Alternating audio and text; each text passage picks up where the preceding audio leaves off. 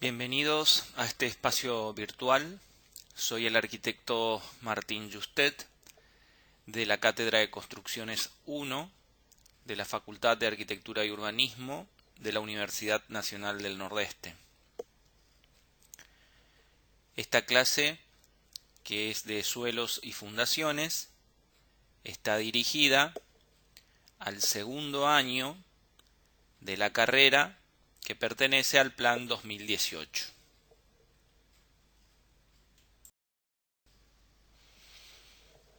Concluida la parte de suelos, vamos a introducirnos en las fundaciones.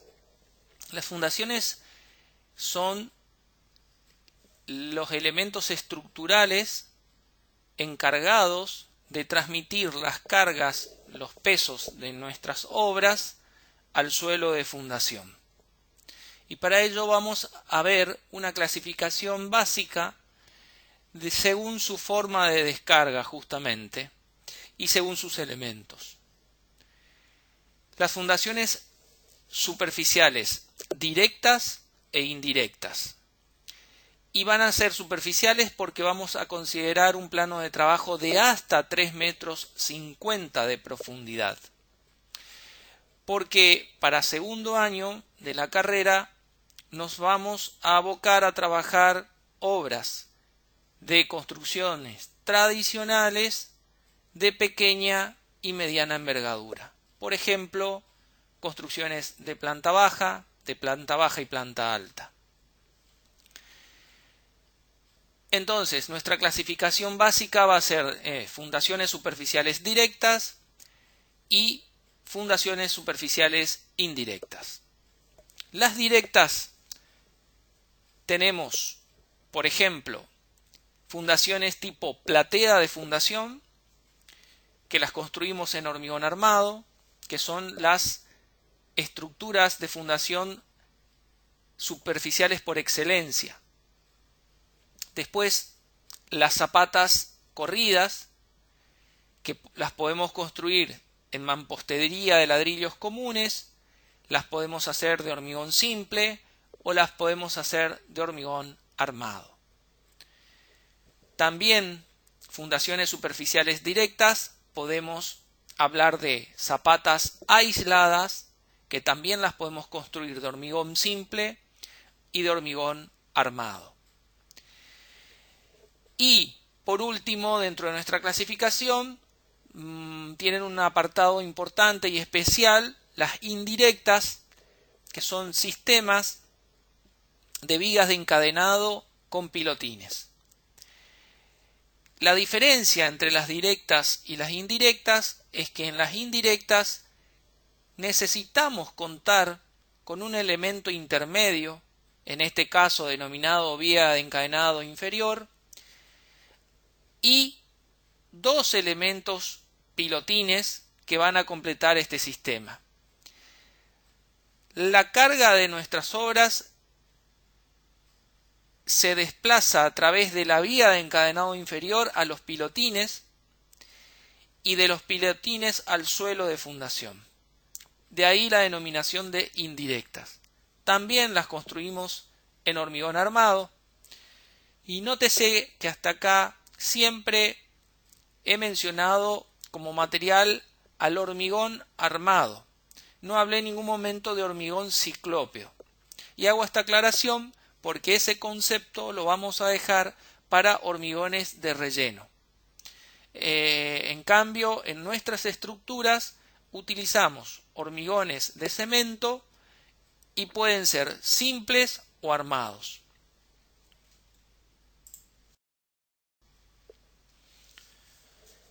Sin seguir el orden de clasificación anterior, vamos a comenzar a conocer y a desarrollar los aspectos de un sistema directo de fundación, en este caso zapata corrida de mampostería. Como verán, en los gráficos aparece un detalle a la izquierda con sus especificaciones y a la derecha el cálculo de esta zapata corrida. Empezamos a ver los aspectos y generalidades de nuestra fundación. Por ejemplo,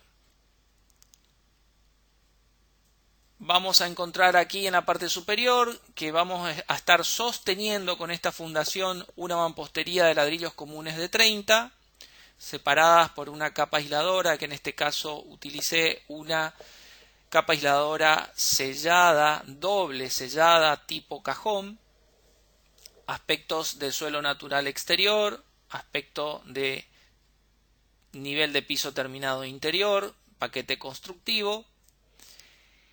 Esto lo denominamos mampostería de elevación, capa aisladora que nivela, que aísla y que separa, mampostería de fundación, y la conformación de la zapata propiamente dicha, que tiene esta forma. La vamos a construir con mampostería de ladrillos comunes, entonces tenemos necesariamente que conocer el material, así como debemos conocer el suelo, porque sabemos que esta fundación va a interactuar con el mismo. También necesitamos conocer los materiales que llegan del corralón o del proveedor. Y en este caso, nuestra materia prima principal va a ser el ladrillo común. El ladrillo que vamos a utilizar debe ser duro. Y en este caso, las dimensiones son de 5,5 de alto centímetros, 13 centímetros de ancho y 28 centímetros de largo. Es importante comprender que las descargas de nuestros edificios en el eje baricentro de nuestra mampostería se va a descomponer en ángulos de 60 grados a través de la masa de dicha mampostería. Esto es muy importante porque en el hormigón suceden otro tipo de comportamientos.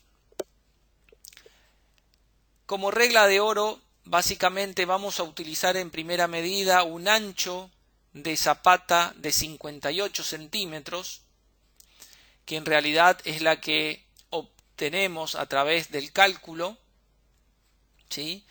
La sección de apoyo en el paso número 4, más adelante lo vamos a ver, pero está en 57,69 centímetros, adoptamos 58. Eso es lo que traduzco en el gráfico. La trabazón, por regla de aparejos, de una pared de 60, ¿sí?, es de esta manera. Fíjense que en ningún momento dos juntas verticales sucesivas coinciden y eso se respeta en todo el esquema de nuestra fundación.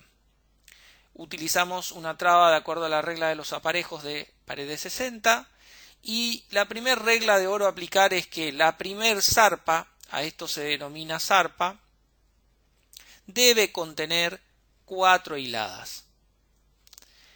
Por fuera de lo que me diga el cálculo, que en este caso nos había dado 26,25 centímetros, ¿sí?, o sea, casi 27 centímetros de altura, adoptamos 30 centímetros, que es el equivalente al valor de las 4 hiladas. Seguidamente, practicamos un retiro para que podamos mantener esa inclinación de 60 grados no mayor a 1/4 de ladrillo. En dimensiones podríamos llegar a decir que es aproximadamente 7,5 centímetros, pero eso va a depender de nuestra materia prima, que es el ladrillo común. Volvemos a construir otra zarpa más, que en este caso ya puede ser de 3 hiladas y no menor a 3 hiladas, eso es importante también determinar, que van a ser 0,22,5 centímetros de altura. Vuelvo a retirarme y achicar la sección de la zapata, siempre respetando el ángulo de descarga, 1/4 de ladrillo nuevamente, y vuelvo a construir 3 hiladas más de ladrillo común, en este caso usando una traba de 30. En este caso anterior usamos una traba de 45. Fíjense que tenemos las 3 alturas de zarpas y una altura total de zapata de 0,75, que agregándole la altura de la mampostería de fundación con respecto a nuestro nivel de suelo natural, no debe ser menor a 1 metro de profundidad, que es lo reglamentario por Reglamento General de Construcciones. Algunas consideraciones importantes, además de conocer el ladrillo y de que las zarpas siempre se reducen de a 1/4 de ladrillo, es que los asientos o el mortero de asiento que voy a utilizar para sentar los ladrillos debe ser de cemento, o es recomendable que sean de mortero de cemento, en una proporción o dosaje que puede rondar en el 1:3. 1 como aglomerante principal, que es el cemento, y 3 proporciones de arena. Además de lo que ya dijimos y volvemos a repasar: 60 grados de inclinación, ¿sí? Y que sea un muy buen ladrillo, un ladrillo duro, porque estamos hablando de estructura portante de nuestra obra.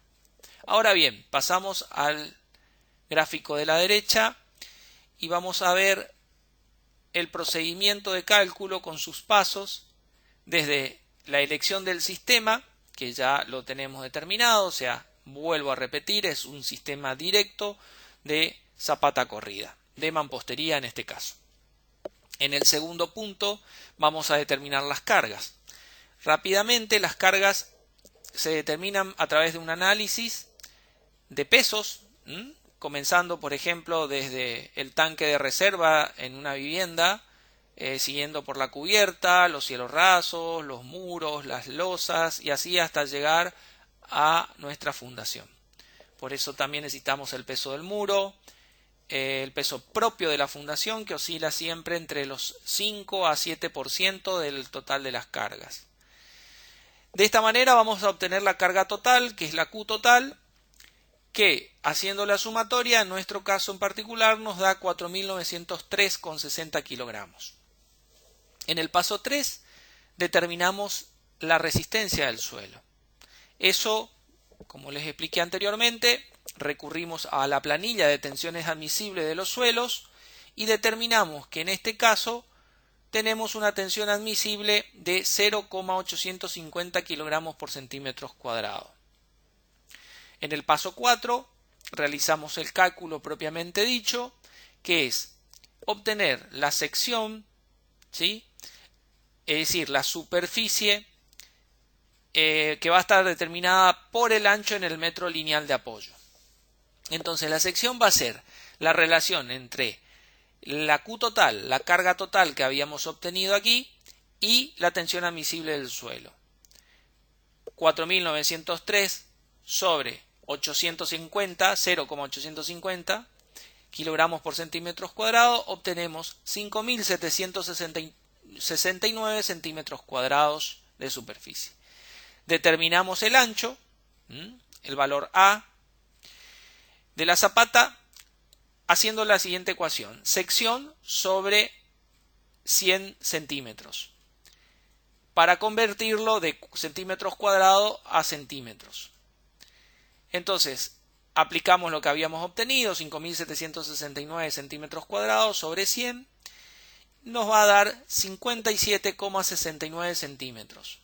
Adopto, para que estemos en mejores condiciones, un ancho mayor, redondeando, siempre para arriba en estos casos, 58 centímetros de apoyo o de ancho de zapata. En el paso número 5 calculamos la altura de la zarpa de la zapata, y esto va a estar dado por la siguiente ecuación: altura es igual a B menos A por la tangente de 60 grados sobre 2. La tangente de 60 grados es lo que determinamos con esta inclinación de la masa de nuestra mampostería. Entonces los valores a aplicar son 58 menos 28 sobre 2 por 1.75, que es la tangente de 60 grados, y el valor que obtenemos es 26,25, que es la altura de la primer zarpa. Es decir, en realidad con 3 hiladas estaríamos prácticamente cubiertos, pero como la regla es utilizar 4 hiladas, fuimos a 30 centímetros de altura en la primer zarpa, que es lo que adoptamos aquí. Y el último paso es hacer la verificación del peso de la fundación, que era lo que no teníamos, bueno, no estaba calculada antes del análisis de carga, solamente habíamos hecho un aproximado que oscilaría entre el 5% y el 7%.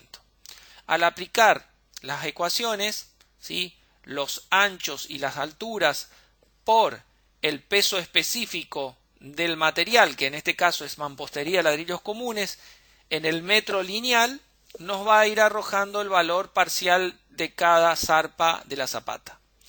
Una vez obtenidos los 3 pesos de las 3 zarpas, los sumamos y obtenemos el valor de 533,60 kilogramos contra 320,80 kilogramos que habíamos obtenido en el predimensionado. Vale decir que este valor que está indicado aquí se puede ser verificado y puede llegar a ser corregido. En este caso admito que es despreciable en casi 5.000 kilos que tengamos una diferencia que oscila entre los 100 y los 200 kilos.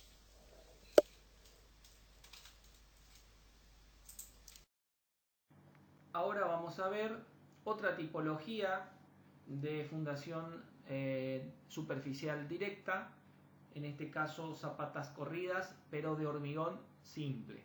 Anteriormente habíamos visto una zapata corrida de mampostería de ladrillos comunes y ahora vamos a ver el proceso constructivo, el detalle tecnológico y el cálculo de una zapata de hormigón simple. Las características van a ser similares: una mampostería de 30 que descarga su peso y el resto del edificio, por ende, en una mampostería de fundación de ladrillos comunes también de 30, y la misma descarga su peso en una zapata corrida de hormigón simple. Fíjense el primer cambio con respecto al ejemplo anterior, que es el ángulo de descarga que presenta una zapata corrida de hormigón simple, que va a oscilar entre los 30 grados a 45 grados, a diferencia de los 60 grados de una mampostería.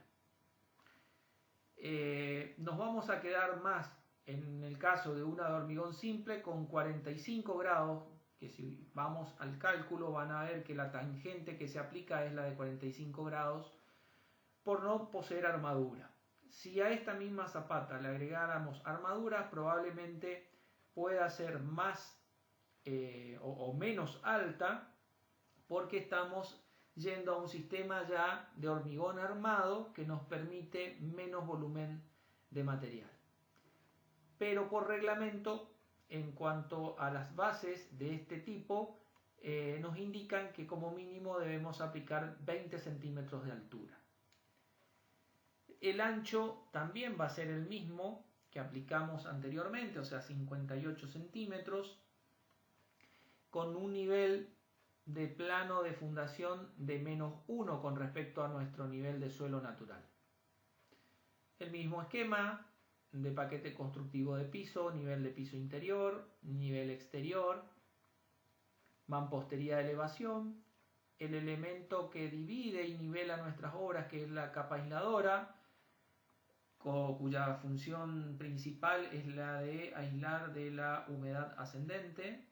En este caso, para diferenciar y para que vean que no existen recetas, sino que uno puede ir aplicando los conceptos, utilicé una capa aisladora simple, ya no tipo cajón como en el caso anterior.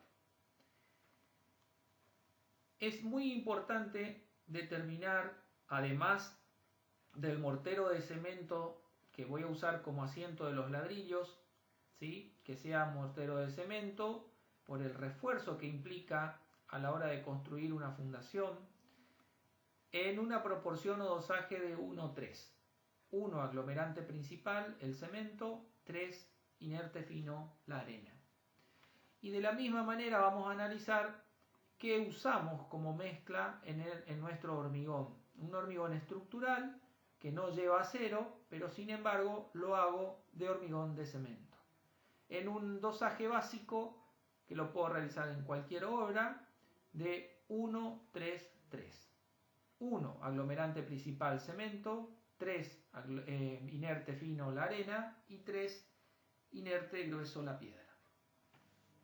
Comprendido esto, pasamos al cálculo. Cabe aclarar que ya el sistema del paso 1 está elegido, es decir, de nuevo, aclaro, sistema directo de zapata superficial directo de zapata corrida de hormigón simple.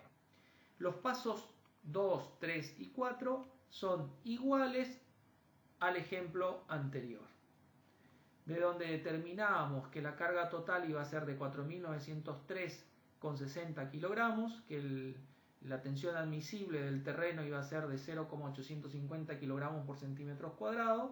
Entonces procedemos al cálculo de la altura de la zapata de hormigón simple. La sección de apoyo ya está determinada en 58 centímetros. La altura, aplicamos la misma fórmula que la anterior, B menos A sobre 2 por la tangente de 45 grados, y nos da que la altura es de 15 centímetros. Adoptamos por reglamento 20 centímetros, que es lo que tenemos traducido en nuestro croquis. Realizamos en el sexto paso la verificación del peso del cimiento, ¿sí?, con los valores ya determinados: 58 de ancho, 20 de alto, por 1 metro lineal de desarrollo, por 2.400 kilogramos por metro cúbico, que es el peso de un hormigón, a diferencia de los 1.600 kilogramos por metro cúbico que corresponden a las mamposterías. Obtenemos un valor de 278,40 kilogramos por metro contra los 320,80 kilogramos. Quiere decir que estamos muy cerca del valor que en el predimensionado tenemos en cuenta, entre un 5 y un 7% del valor de las cargas totales. Así vamos a darnos cuenta que podemos contar, valga la redundancia, con diferentes tipologías de zapatas. Es decir, no hay recetas para esto. Podemos diseñarlas estableciendo estas reglas básicas, estableciendo los cálculos adecuados, siempre hablando hasta ahora de sistemas directos de fundación. Vamos a ver que va a haber diferentes tipos de soluciones.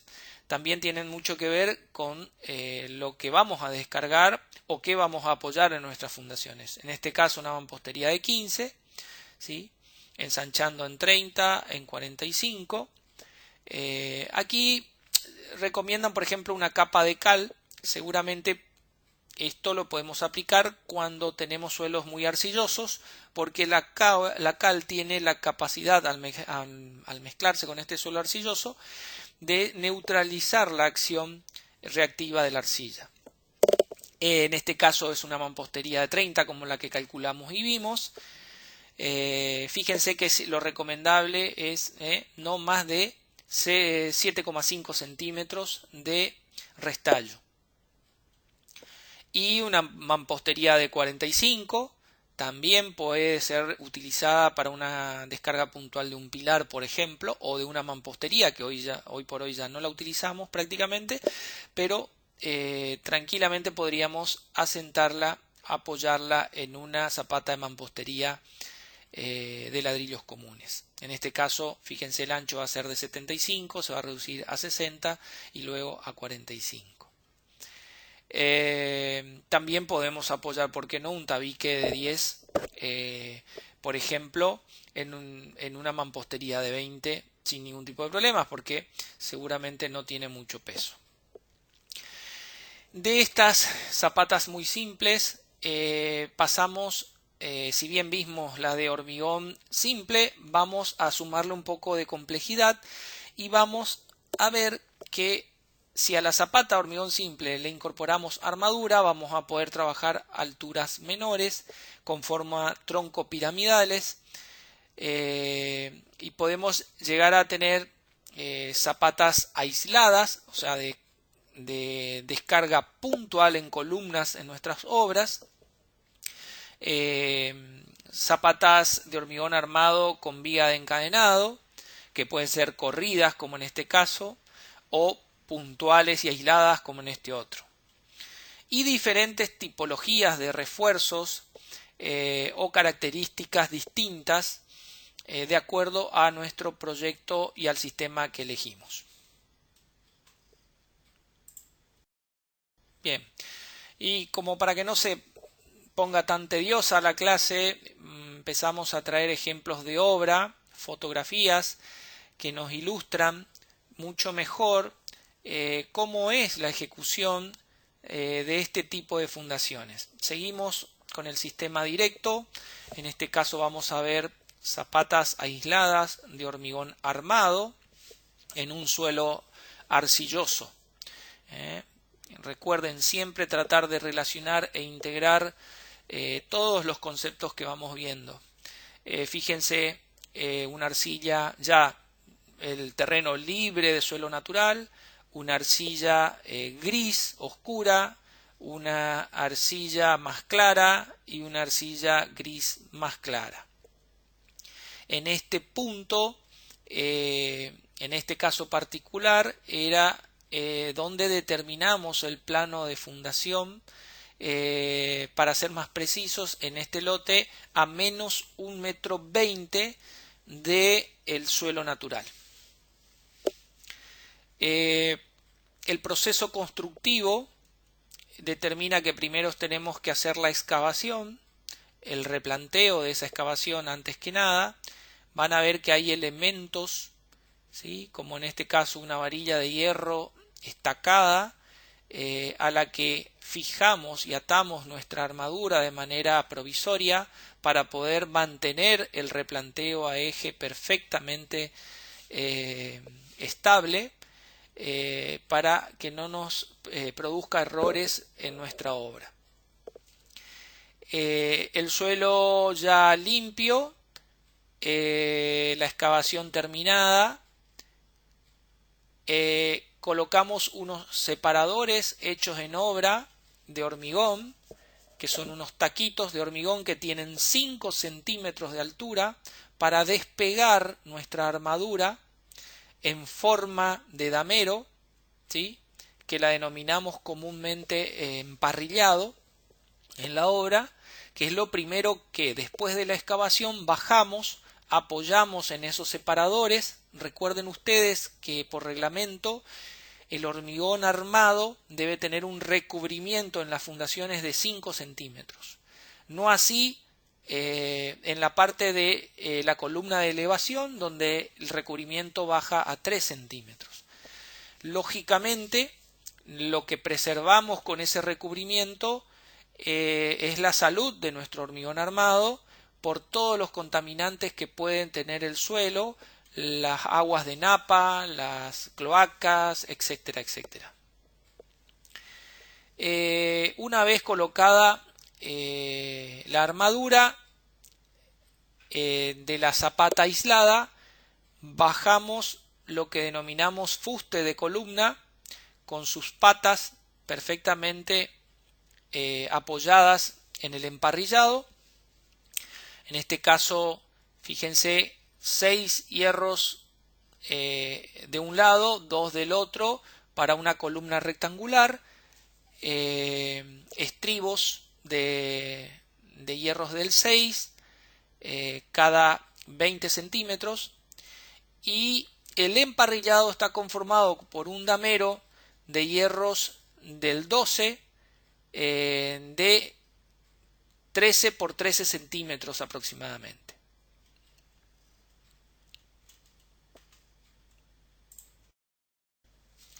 Siguiendo con el ejemplo de esta obra, en este caso quiero mostrar, fíjense que siempre los elementos de fijación para poder respetar el replanteo aparecen en la obra, en este caso varillas de hierro a la que el fuste de la columna fue atado, porque cuando vertemos el hormigón se pueden producir deformaciones y variaciones en nuestro replanteo.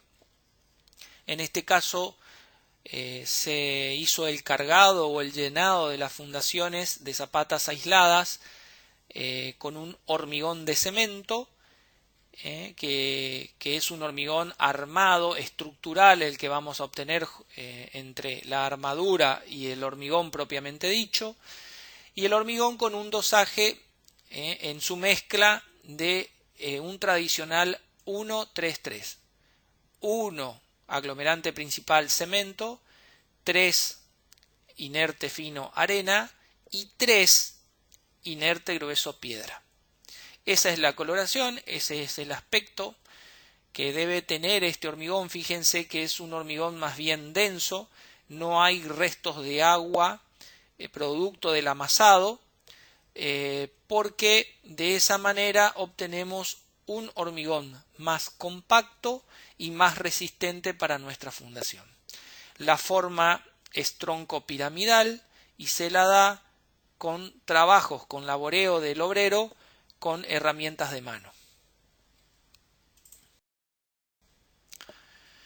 En este caso en particular quiero mostrar de que así como podemos construir una zapata aislada centrada, siempre de vuelta a la recomendación, los mismos elementos de sujeción, los separadores para el recubrimiento del hormigón, el hormigón que se está vertiendo de manera, un hormigón denso, como para producir un mejor hormigón para nuestras bases, el operario con botas de protección, elementos de mano como ser una pala y después darle la terminación final tronco piramidal con un fratacho de mano.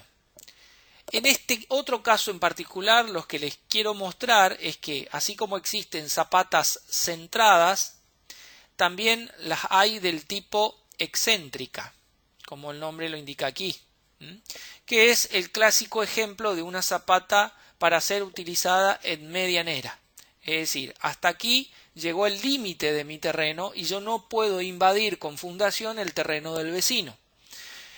E inclusive existen las doblemente excéntricas, que son las utilizadas en las esquinas. Otro ejemplo de obra, en este caso una obra para planta baja y 2 niveles en Villa San Martín, de la ciudad de Resistencia. Un terreno con muchas dificultades, con un suelo muy heterogéneo. Fíjense la característica de este suelo, mucho barro, por la presencia particularmente de pozos ciegos. Aparentemente en este lugar todo el vecindario se puso de acuerdo por ser baldío este lote mucho tiempo. Todos los vecinos hicieron sus pozos negros para evacuar sus cloacas en este terreno, en este lote. Eso hizo que el terreno se sature de líquido, de agua, durante mucho tiempo. Y a la hora de llegar a construir esta obra en el lugar hubo que sanear 5 pozos negros. En ese caso en particular les cuento a manera de ejemplo que esos pozos negros fueron saneados con cal para matar todo tipo de materia, neutralizar los pozos, y fueron rellenados con escombro y compactados. Hecha esta tarea, empezamos las excavaciones de las fundaciones, encontrándonos con esta característica de suelo: una arcilla muy mezclada, ¿sí?, muy heterogénea, hasta encontrar el suelo, el plano de fundación a menos 1,50 m, que ya van a ver en otra excavación cómo se logró uniformar más lo heterogéneo del suelo con la profundidad de la excavación. Ahí ya se nota en realidad que llegamos a un limo arcilloso que era con la resistencia adecuada para poder fundar nuestro edificio. Fíjense cómo una vez realizada la excavación, inmediatamente el pozo era ganado por el agua de napa, que teníamos en el lugar. Nuevamente, este es el muro medianero, ¿sí? Aparece el elemento referente del replanteo, aparecen los hilos del replanteo. Fíjense cómo se materializó en este caso con un mortero de cemento, una marca de nivel y el eje de esta zapata. Particularmente les quiero mostrar con este ejemplo la ejecución de otra tipología de fundación que sigue siendo sistema directo, sigue siendo de zapatas de hormigón armado, pero en este caso son combinadas. Es decir, de un mismo elemento estructural salen dos o más columnas que van a sostener nuestro edificio. Bien, ahí está el pozo terminado. En este caso en particular ya tiene lo que denominamos un hormigón de limpieza ejecutado. Anteriormente les mostraba que podíamos colocar unos tacos de hormigón separadores para permitir el recubrimiento de 5 centímetros en nuestra fundación, que va a estar hecho por hormigón. En este caso se hace un hormigón un poco más pobre en resistencia. Más adelante lo vamos a ver. Se vierte el hormigón, se nivela y por encima de ese nivel aparece el plano de fundación. Aquí ya está preparada la armadura que por ser una zapata combinada es doblemente armada. En los ejemplos anteriores habíamos visto que el emparrillado inferior era uno solo y bastaba con eso. En este caso, por las solicitaciones que tiene, por las cargas que tiene el edificio, es doblemente armado. Es decir, tengo armadura inferior, tengo armadura superior, pero conforman una sola zapata tronco piramidal de la cual salen dos columnas, o mejor dicho, apoyan dos columnas. De ahí el concepto de zapata combinada y doblemente armada además. Como les había dicho anteriormente, acá está demostrado cómo se hace el hormigón de limpieza. Fíjense todavía bastante presencia de agua. Este hormigón de limpieza, además de permitirnos mantener sana nuestra estructura, también nos permite achicar la presencia del agua de napa por saturación. Aquí no se llega a apreciar, pero en realidad lo que se ejecutaban eran pequeños pozos y con la ayuda de una bomba tipo fly sumergible se bombeaba constantemente el agua de napa para ir achicando su presencia, de tal manera que se pueda ejecutar ese hormigón de limpieza y que cuando bajemos la armadura, que igualmente tiene que tener esta armadura que está aquí a la izquierda, tiene que tener separadores con respecto a este hormigón de limpieza para volver a permitir ese recubrimiento de hormigón estructural. Fíjense, el hormigón de limpieza en un dosaje más débil que el hormigón estructural.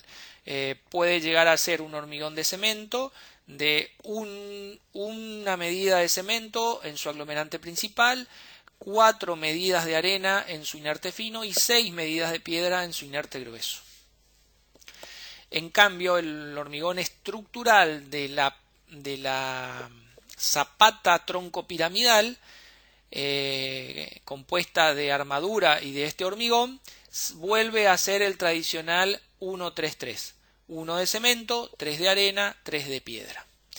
Acá ya está la conformación final de la zapata tronco piramidal combinada doblemente armada. Fíjense cómo surgen los pelos de la columna, en este caso fuste, para poder recibir el empalme de la columna de elevación. Aún así, con el bombeo y con el hormigón de limpieza, el agua volvía a aparecer, pero ya en este caso en mucho menor medida y con todas las precauciones que habíamos tomado, se pudieron ejecutar las fundaciones sin ningún tipo de problema. Como para terminar el sistema de fundaciones superficiales directo, dejé las plateas de fundación, que son las estructuras de fundaciones superficiales por excelencia. Las plateas son losas de hormigón armado estructural que se apoyan totalmente sobre el suelo de fundación, como una superficie plana extendida. Se opta por ellas generalmente cuando un sistema de zapatas aisladas de hormigón armado llegan a ocupar las 3/4 partes del terreno. Es decir, si nosotros elegimos primeramente un sistema de zapatas aisladas de hormigón armado y las dibujamos en un plano y notamos que abarcan 3/4 partes de nuestro terreno a fundar, nos conviene optar por un sistema mejor, que en este caso serían las plateas de fundación. Otro caso donde se utilizan mucho las plateas de fundación son, por ejemplo, en terrenos donde prácticamente la fundación debe flotar, o sea, donde podemos apoyarla en toda su superficie, teniendo un suelo por debajo, por ejemplo, arenoso, al cual lo podemos llegar a confinar con un refuerzo en la platea en su perímetro y directamente apoyarlo en toda su superficie, prácticamente con el concepto de una fundación flotante sobre el mismo. Vamos a ver que la conformación, lo demostramos en estos esquemas estructurales, que la conformación de la platea entonces es de muy poca altura y mucha superficie. Normalmente la platea en su espesor mínimo deberíamos estar hablando de 12 centímetros aproximadamente, pero no termina ahí. Debe ser diseñada y pensada con sus refuerzos, como en este caso vigas en formas de nervio por debajo de la platea, o bien vigas invertidas en forma de T por encima de la platea.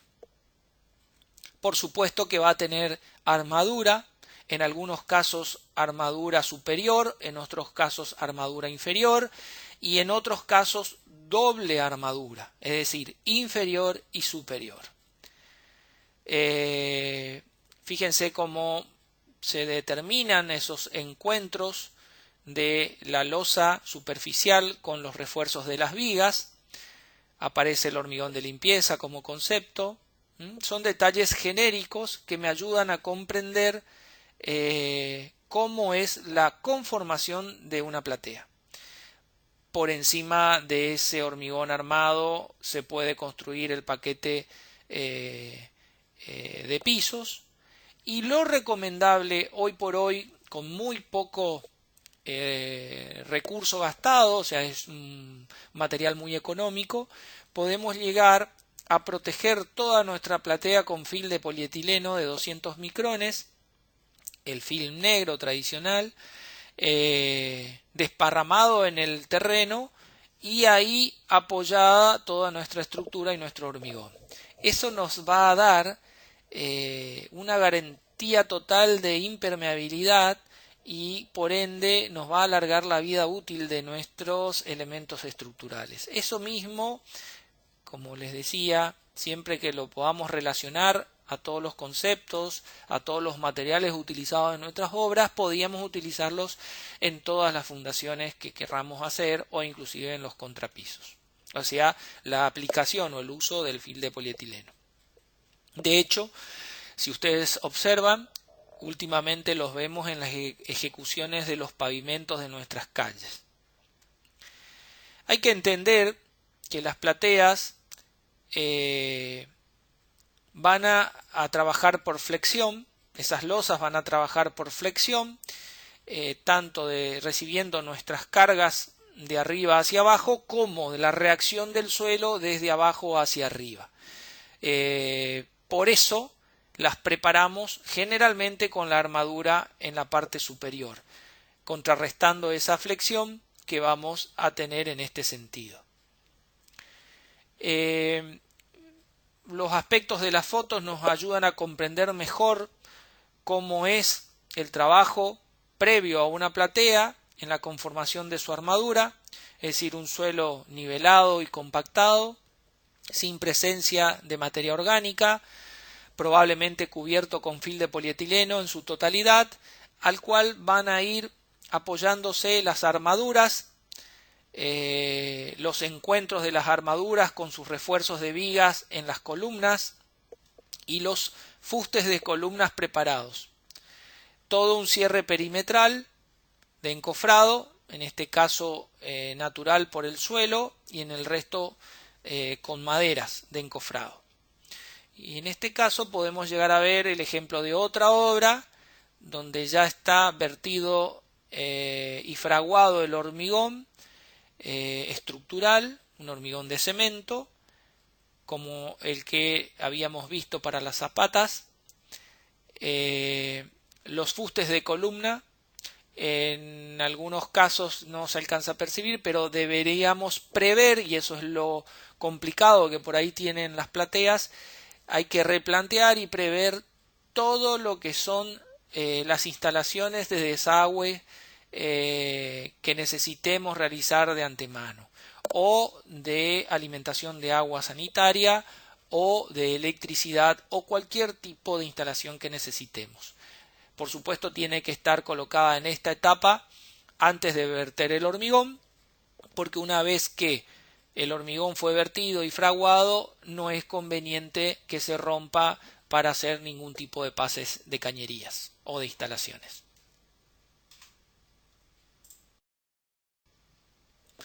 Más detalles de plateas de fundación. Recuerden, sistema indirecto superficial por excelencia.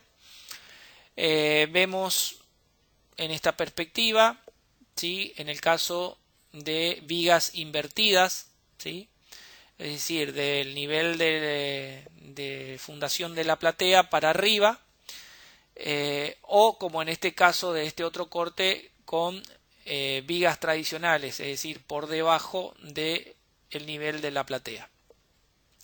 En los cruces de las vigas y de los refuerzos aparecen las columnas, y en los cruces de los nervios de las vigas inferiores también aparecen las columnas.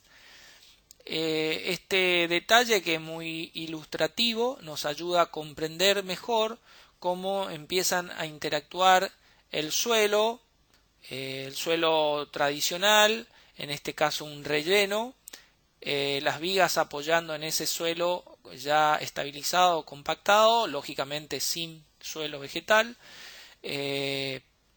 la platea, la losa propiamente dicha, las columnas de refuerzos para nuestras mamposterías, y algo muy importante que aparece aquí, que es lo recomendable en el caso de plateas, es que la platea no termine en el perímetro de nuestra obra, sino que se extienda, aunque sean en 60 o 80 centímetros, como talón perimetral, que además de anclarnos, ¿sí?, y de lograr mayor superficie de apoyo en nuestros suelos, nos generan una vereda perimetral de protección ante los efectos de las lluvias. Bien, ya vamos finalizando, pero dejé para el final quizás uno de los sistemas más importantes a conocer de fundaciones para nuestras zonas, para todo el NEA, que es un sistema sí ahora totalmente distinto a los que veníamos viendo, que eran sistemas directos, y estamos hablando particularmente ahora del sistema indirecto de fundaciones superficiales, lo que conocemos tradicionalmente como vía de encadenado inferior con pilotines. Y digo pilotines y no pilotes, porque cuando hablamos de cabezales y pilotes nos estamos refiriendo a obras de mayor envergadura, de mucho peso y generalmente son las con las que resolvemos nuestros edificios en altura, que vamos a dejar para la otra construcciones de tercer año. En cambio, ahora vamos a ver en el orden que veníamos esta escala de fundaciones elegidas para nuestras viviendas de poca envergadura, de planta baja hasta primer piso. La idea del gráfico es permitirnos entender cómo funciona un sistema indirecto de vía de encadenado inferior y pilotines, o sea, cómo trabaja y también cómo es su deformada. ¿A qué le llamamos deformada? Cuando nosotros analizamos, y venimos a este sector del gráfico, cuando analizamos un sistema estructural con sus apoyos, vale decir que este apoyo podría ser este pilotín, este apoyo este otro pilotín, esa viga de encadenado inferior va a tender a deformarse de esta manera, es decir, con su momento flector máximo positivo entre los dos pilotines, aquí, y un momento flector negativo en el apoyo del pilotín. Esto es muy importante de comprender. Y no solamente para este caso, les recomiendo analizar siempre todos los elementos estructurales de esta manera, para poder entender cómo trabajan y para poder aplicar los conceptos constructivos que vamos a ir incorporando correctamente. Entonces, viniendo al esquema de arriba, tenemos nuestra vía de encadenado y nuestros dos elementos en este caso como mínimo. O sea, estamos hablando de que es un sistema de elementos. ¿Sí? En este caso van a ser dos pilotines y una viga de encadenado. ¿Por qué lo denominamos indirecto? Porque la carga, el peso que apoya nuestra fundación del edificio, que está representado con este vector, con esta flecha, se va a transmitir a través de la viga de encadenado inferior al pilotín. El pilotín va a recibir una reacción del suelo, es una fuerza de supresión que va de abajo hacia arriba, resultante de la capacidad portante de ese suelo, y va a hacer trabajar en primera instancia a este pilotín en compresión simple. Es decir, una acción y una reacción. En la verticalidad de este pilotín, ¿sí? Mientras que no salga de su baricentro, vamos a estar hablando de una compresión simple.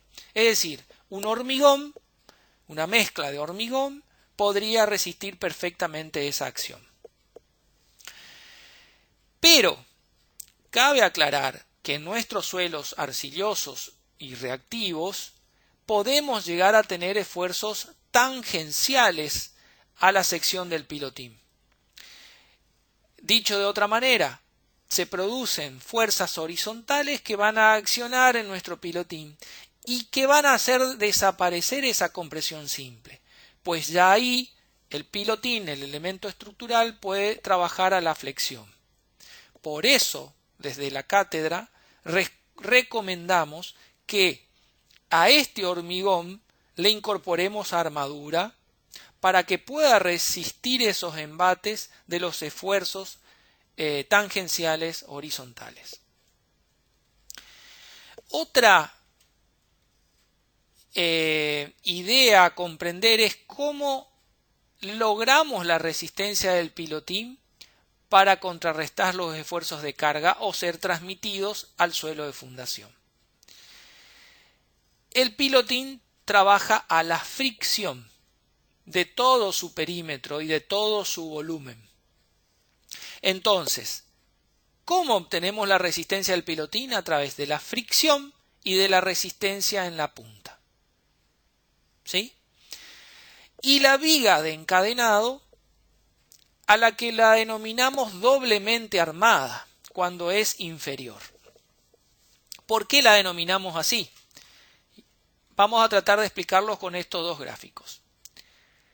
Habíamos hablado anteriormente que En este tramo la viga de encadenado va a trabajar a la flexión, es decir, esfuerzos de compresión arriba de sus fibras y esfuerzos de tracción abajo de la fibra. Por ende, vamos a necesitar armadura en la parte inferior. Pero, ¿qué ocurre en el sector del apoyo del pilotín? Como veíamos acá. Veíamos que se iba a producir un momento flector negativo, el cual invierte la situación. Es decir, vamos a necesitar armadura en la parte superior en donde está el apoyo. Aquí y aquí. Por ende, para no generar el puenteado, como lo denominamos en jerga de obra, al doblado del hierro en cada uno de estos sectores, o sea, aquí por arriba, aquí por abajo, aquí nuevamente por arriba, nuevamente por abajo, y evitarnos ese trabajo engorroso, es que decidimos que las vigas de fundación, de viga de encadenado inferior, lleven armadura por cálculo abajo y arriba, es decir, armadura inferior igual a la armadura superior. Eso significa una viga doblemente armada.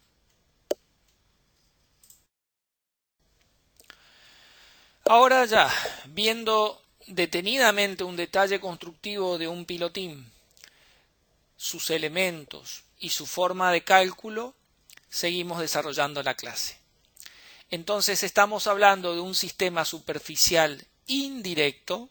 Cuando digo superficial es porque no vamos a poder trabajar más allá de los 2,50 m a 3,5 m por los elementos con los que puede maniobrar un obrero y poder efectuar las perforaciones y las excavaciones necesarias para este sistema de fundaciones. Cuando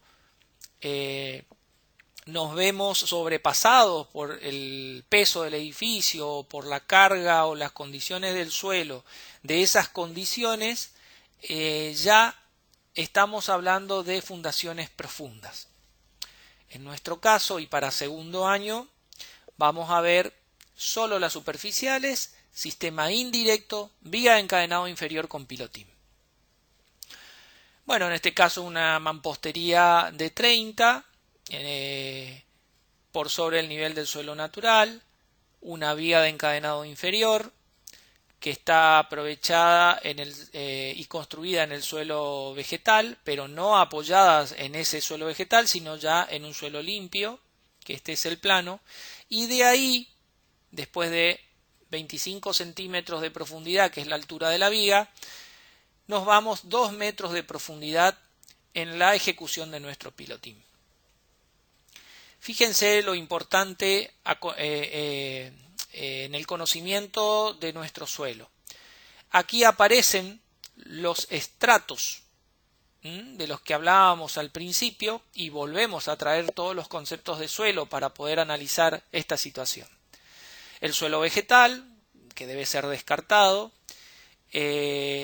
un primer estrato de suelo de arcilla blanda con una capacidad soporte en su tensión admisible de 0,250 kilogramos por centímetro cuadrado, otro estrato de arena suelta con una capacidad soporte en su tensión admisible de 0,200 kilogramos por centímetro cuadrado, y el último estrato analizado con el que llegamos a los 2 metros de profundidad es una arena densa con una capacidad soporte de tensión admisible de 0,500 kilogramos por centímetro cuadrado.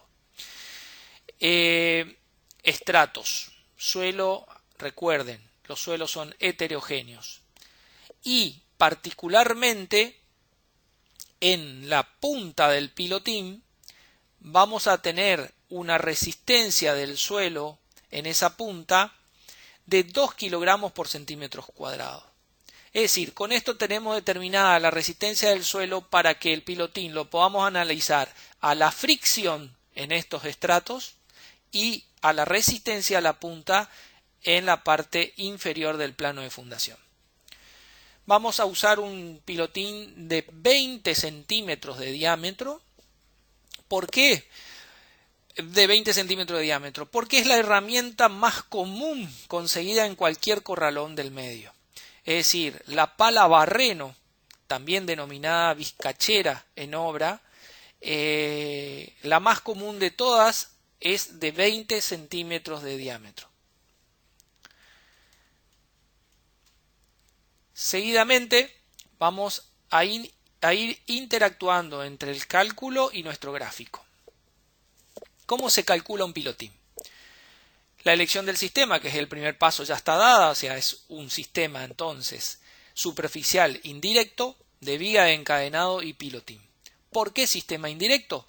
Porque necesitamos de un elemento intermedio que me transmita la carga de los muros a otro elemento denominado pilotín que conforman un sistema. Es decir, como mínimo debo analizar 2 pilotines vinculados por esa viga de encadenado. Hay siempre un elemento intermedio que me ayuda a transmitir las cargas a mi suelo de fundación. Por eso es indirecto. A diferencia de las zapatas aisladas, corridas y de las plateas de fundación. Volvemos al cálculo. En el punto 2 vamos a determinar las cargas. Las cargas entonces se determinan con un análisis. Llegamos a un valor de 3.339,60 kilogramos.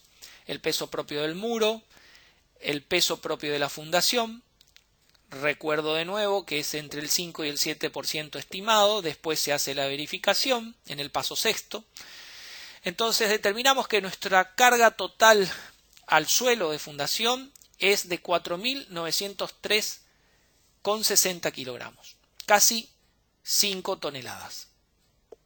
En el tercer punto vamos a obtener el valor de tensión de rozamiento. Digo de rozamiento porque van a ser los valores de los 3 estratos de suelo que nos tocó en este lote. Y vamos a determinar cada tensión admisible. Para obtenerlas vamos a recurrir a la planilla que les mostré anteriormente. Así buscamos y vemos que el limo y la arcilla blanda oscilan entre estos valores. Vamos a elegir un valor.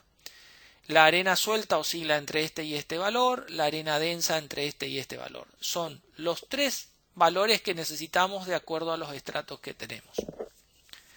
Y que la resistencia a los 2 metros de profundidad del suelo es de una tensión admisible de 2 kilogramos por centímetro cuadrado. El cálculo en el punto 4, el cálculo de la resistencia total del pilotín va a estar dado por la resistencia a la fricción del estrato 1, la resistencia a la fricción del estrato 2 y la resistencia a la fricción del estrato 3. Aplicamos la fórmula, la longitud del estrato 0,80 o 80, pi por el diámetro 3,14 por 20 y el valor de tensión admisible de ese estrato de suelo 0,250 es el adoptado. Fíjense que es un valor intermedio entre los valores que teníamos asignados. Generalmente recomiendo trabajar sobre los valores máximos o cercanos a los valores máximos. Entonces, la resistencia a la fricción del estrato 1 nos da como resultado 1.256 kilos, el estrato 2, que es esta zona, 879 kilogramos, y el estrato 3, que es esta zona, 1.570 kilogramos. La resistencia a la punta, con su ecuación aplicada, nos da 625 kilogramos. La sumatoria de las resistencias de los estratos más la resistencia a la punta nos da la resistencia total del pilotín. 4.333. Cada uno de estos pilotines resisten o reaccionan con respecto al suelo. La resistencia adoptada va a ser un redondeo por debajo del valor, es decir, 4.300 kilogramos. Ahora bien, quiere decir que un solo pilotín no resiste todo el peso de la obra, que nos había dado casi 5.000 kilos. Entonces vamos a calcular cuántos pilotines vamos a necesitar en el análisis de este sistema. La cantidad de pilotines va a ser la carga total sobre la resistencia total. La carga total eran 4.903,60 kilogramos sobre la resistencia de un pilotín 4.300. Nos da que cada 1,14 metro lineal necesito 2 pilotines. Entonces ahí conformo el sistema de 2 elementos vinculados por la vía de encadenado en su distancia correspondiente. En su cantidad correspondiente. Ahora bien, con ese dato vamos a obtener cada cuánto vamos a separar los pilotines. La separación del pilotín va a ser la resistencia total sobre la carga total, es decir, la ecuación invertida. Van a ser 4.300 kilogramos de resistencia del pilotín sobre la carga total 4.903,60 kilogramos, nos va a dar 0,88 metros de separación de pilotín a pilotín. ¿A qué medida? Al eje baricéntrico del elemento estructural.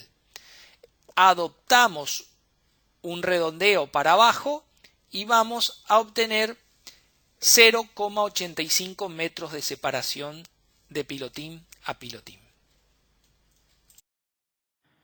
Bien, ya prácticamente vamos finalizando, no sin antes ver algunas recomendaciones muy importantes. Y son la separación mínima entre pilotín y pilotín y la separación máxima. Hay una regla de oro que me va a determinar qué separación mínima puedo llegar a tener entre pilotín y pilotín. A diferencia de lo que me pueda dar en el cálculo, por reglamento, vamos a suponer que me da en el cálculo que tengo que tener separado a su eje baricéntrico un pilotín del otro a 40 centímetros. Bueno, ese cálculo va a ser descartado, porque por reglamento vamos a tomar, y por este concepto que les voy a explicar, una separación mínima de 60 centímetros. En realidad, la separación va a ser equivalente a 3 diámetros del pilotín. ¿Qué nos estamos garantizando con esta separación mínima? Nos estamos garantizando suelo, soporte que me permita la resistencia a la fricción. Si yo acerco demasiado un pilotín del otro, no voy a tener esa capacidad de fricción que tiene que tener el pilotín para ser resistente. Entonces, repasamos de nuevo la regla de oro, utilizando, como habíamos visto en el ejemplo, un pilotín de 20 centímetros de diámetro, 3 diámetros de separación.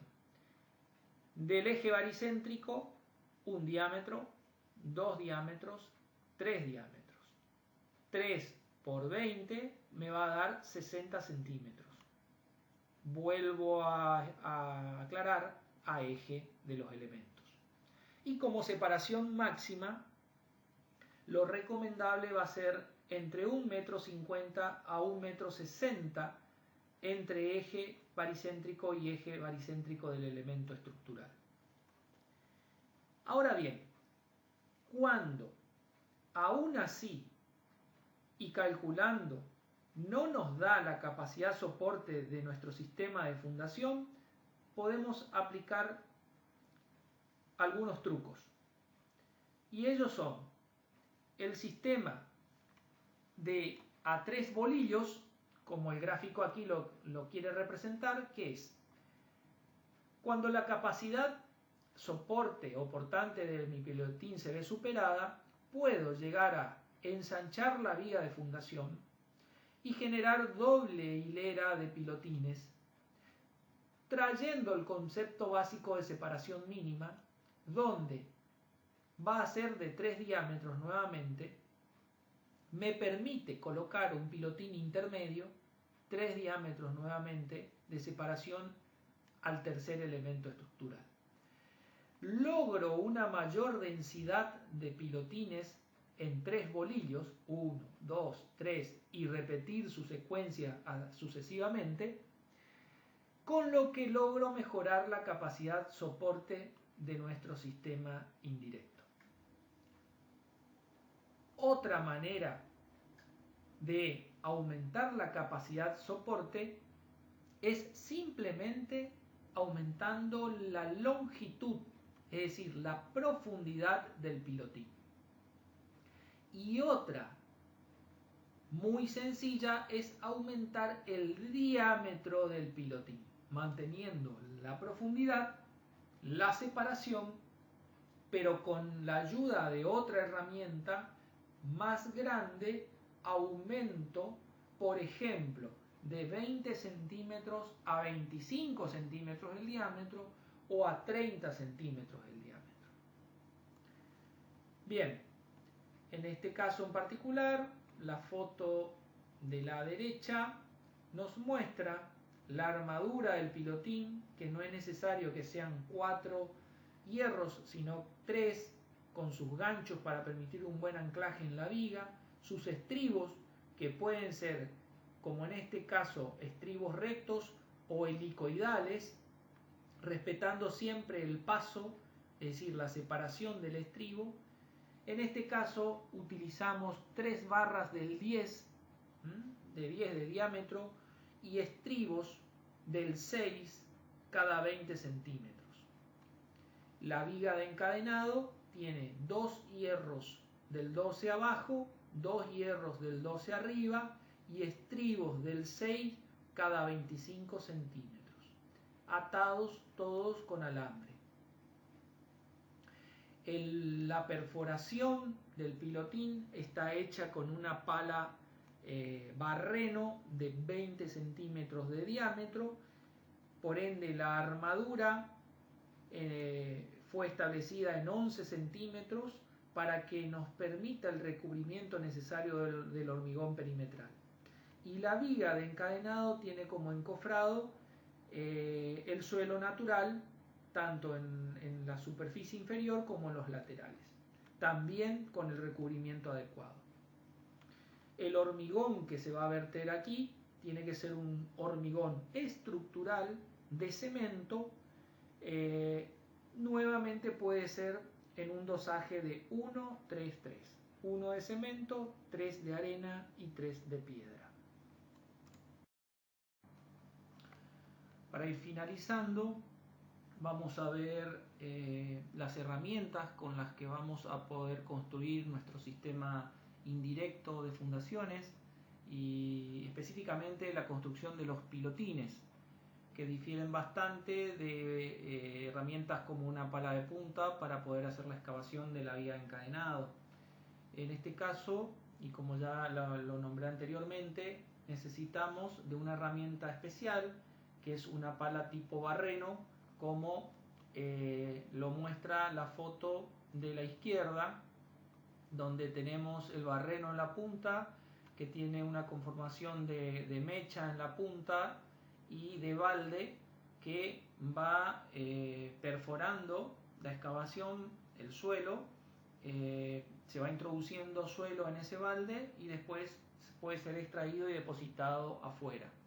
Tiene un eje central, que en este caso observen la altura de la persona, pero estamos más o menos en los 2,5 metros. Y también es importante conocerlo y ver que tenemos un travesaño en forma de T, que es para poder manipularlo, para poder girarlo con fuerza y así ir produciendo la penetración en el suelo. Y les hago notar este elemento de la herramienta porque a veces en medianeras, como en este caso, si nosotros queremos hacer una línea de pilotines cerca de nuestro eje divisorio de predio, se dificulta por lo menos hacerlo en forma perfectamente vertical por la inclinación que necesita para poder introducir la herramienta en el lugar. Esto es importante de verlo porque normalmente o tengo que cambiar de sistema de fundación en ese sector o tengo que manejarme de otra manera con la herramienta o desplazar la fundación de la línea divisoria de predios. Un detalle en la foto del centro, un detalle de cómo es el barreno, ¿sí? Hablábamos de que en la jerga de obra también es conocida como pala vizcachera. Y hoy por hoy contamos con elementos más modernos. En este caso es una herramienta motorizada, tiene una propulsión, un motor a combustión que me permite mover un sinfín en forma de helicoide que también produce la excavación para un pilotín.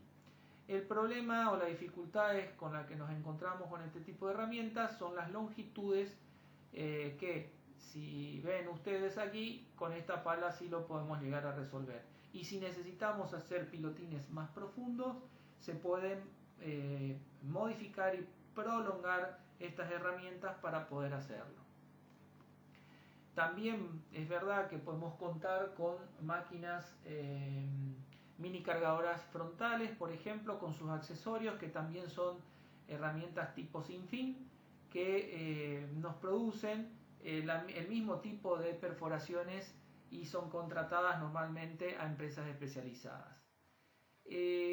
Bueno, miramos a la derecha un detalle más particular de lo que es el pilotín y su armadura, la excavación, la perforación del diámetro de 20.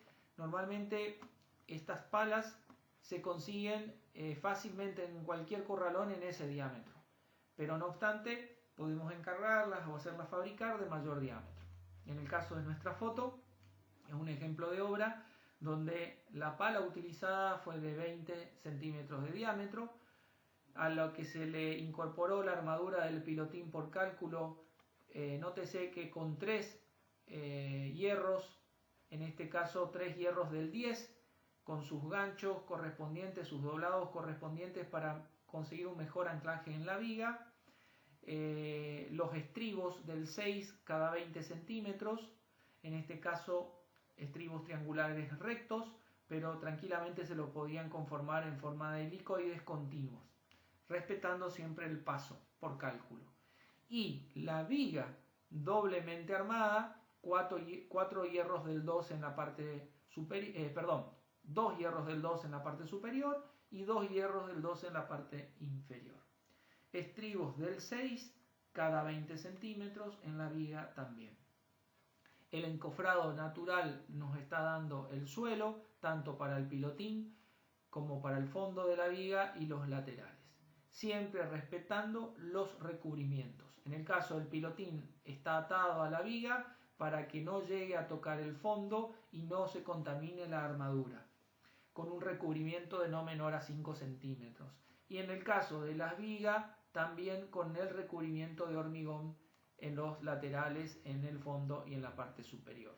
Las ataduras simples con alambre negro, y esa es la manera en la que ejecutamos. Vertemos el hormigón primeramente en todos los pilotines y seguidamente en las vigas hasta el final. El hormigón también es estructural, tenemos presencia de acero, así que no debemos utilizar cales. El hormigón nuevamente vuelve a ser un dosaje básico de 1-3-3, 1 de cemento como aglomerante, 3 de arena fina y 3 de piedra como inerte grueso. Esta es la última diapositiva de la clase. Pasamos a la siguiente final. Simplemente agradecerles por su atención. Acompaño esta última diapositiva con la bibliografía por si alguno quiera consultar más. Muchas gracias.